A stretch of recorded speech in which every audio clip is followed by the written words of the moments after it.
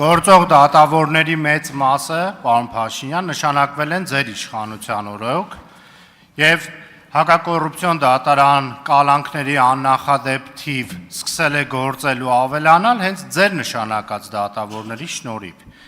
Հիմա, երբ դուք անդադար վատաբանում եք դատական իշխանությանը, արդյոք չեք փորձում դրա մեջ տեսնել, որ միգուցե իրավապահ մարմիններն են կիսատ-պրատ գործեր բերում, այսպես ասած գցում դատավորների վրա, միգուցե դատախազությունը լավ վերահսկողություն չի իրականացնում։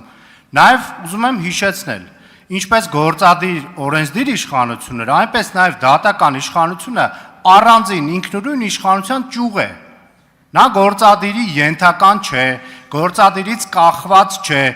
Արդյոք դուք որևէ ատելություն եք ուղղակի զգում դատական համակարգի նկատմամբ, թե ոչ, որտեղ ձեր նշանակած դատավորներից կրկին դժգոհ եք, ընդ որում առանց հստակ պարզելու։ Պատճառը դատական իշխանության կախվածությունն ու կոռումպացվածությունն է, թե ուղղակի ձեր նշանակած ղեկավարների միջոցով իրավական համակարգի վատ աշխատանքը։ Եվ երկրորդ հարցս, կառավարության ծրագրի 28-րդ էջում նշված է, որ պետք է իրականացվեն համալիր միջոցառումներ արտաքին տեղեկատվական մանիպուլյացիաները վաղ բացահայտելու, կանխարգելելու եւ վերահսկելու մասով։ Հիմա հարցս հետևյալն է. բոլորս տեսնում ենք, որ վերջին տասնամյակում Հայաստանի Հանրապետության ներսում գործում են բազմաթիվ ֆեյքեր, այսպես կոչված ֆեյքերի ֆաբրիկա։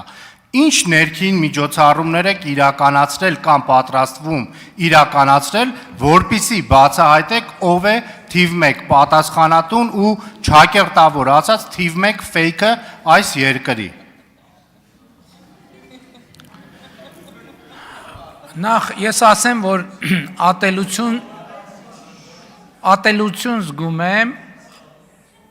այն փաստի նկատմամբ, որ Հայաստանի Հանրապետության քաղաքացիները դեռևս չունեն զգացողություն, որ Հայաստանի Հանրապետությունում արդարությունը հաստատված իրողություն է։ Եվ այո, այդպես է այդ թվում այն պատճառով, որ կա իշխանության տարանջատման սկզբունք, եւ դա լավ սկզբունք է, իմ ասած ուրիշ բան է, որ իշխանություններից մեկը ինստիտուցիոնալ առումով այնքան է տարանջատված, որ կապ չունի ժողովրդի եւ արդարության նրա ձգտումների հետ։ Ես այսօր ասում եմ, փողով ցանկացած մարդ, ցանկացած հարց դատական համակարգում կարա լուծի կամ կարա լուծեր։ Լավա գոնե այս ընտրություններում այդ հարցը եւս մեկ անգամ քաղաքական մակարդակում արձանագրվեց։ Մենք պետք է այս խնդիրը ֆունդամենտալ ձևով լուծենք։ Մենք անարդարությունը Հայաստանում դրած է սահմանադրական պաշտպանության տակ։ Եվ այսօր,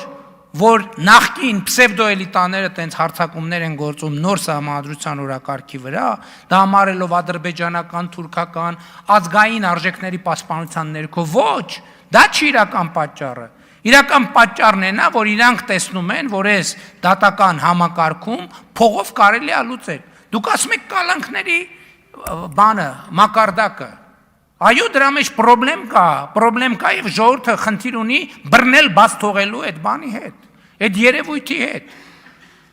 Անընդհատ բռնել, բաց թողել, բռնել, բաց թողել, բռնել, բաց թողել, բռնել, բաց թողել։ Նրանց ում պետքա բռնել մեկ անգամ եւ բաց թողել միայն օրենքով սահմանված դատավճռի ժամկետը լրանալուց հետո։ Շատ պարզ ակնկալիք է։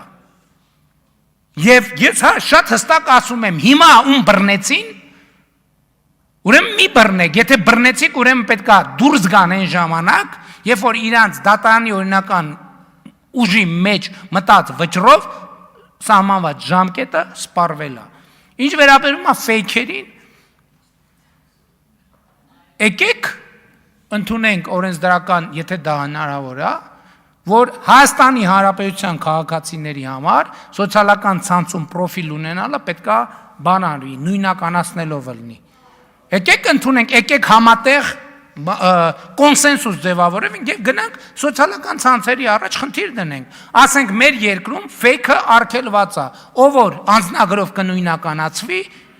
չի կարողանում այսքան ժամանակ բան անվի, բոլոր պրոֆիլները փակեք։ Եվ այդ ժամանակ կտեսնենք ով է շահագրգռված ֆեյքերով, ով չէ։ Հիմա ես ձեզ առաջարկություն եմ անում։ Երկու խմբակցություններ քննարկեք, եկեք ասեք, որ համաձայն է, բան խումբ ձևավորենք աշխատանքային, գնանք այդ օրենսդրական նախաձեռնությունը 100% կողմով ազգային ժողովում ընդունենք։ Արձագանք։ Պարոն Փաշինյան, ձեր խոսքում դուք նորից ըստ էության իրավաբանությունից չբխող բան օգտագործեցիք, ասեմ ինչ, ասում եք, երբ որ բռնում են, թող չթողնեն ուրեմն։ Եկեք չմոռանանք, մեր խնդիրը, որ անընդհատ բարձրաձայնում ենք, բայց ըստ էության համապատասխան մարմինների մոտ տեղ չի հասնում, հենց դա է, կալանքը դա պատիժ չի։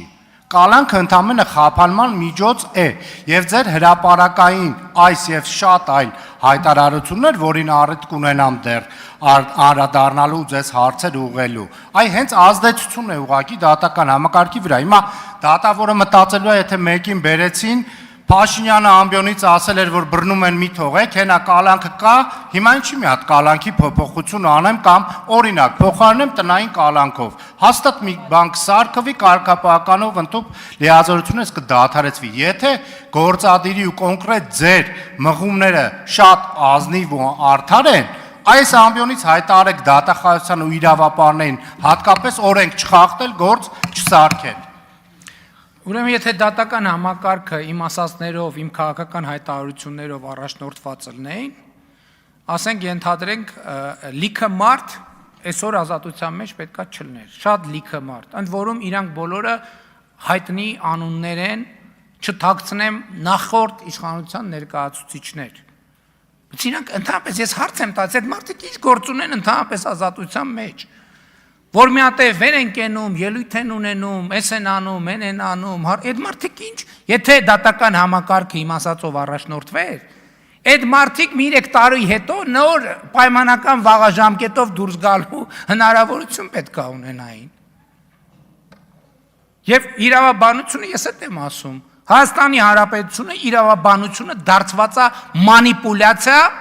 փողով ցանկացած հարց լուծելու համար։ Մանիպուլյացիա բառից բուն իմաստով։ Հայաստանում իրավաբանության 50 + 60-70% մանիպուլյացիա է։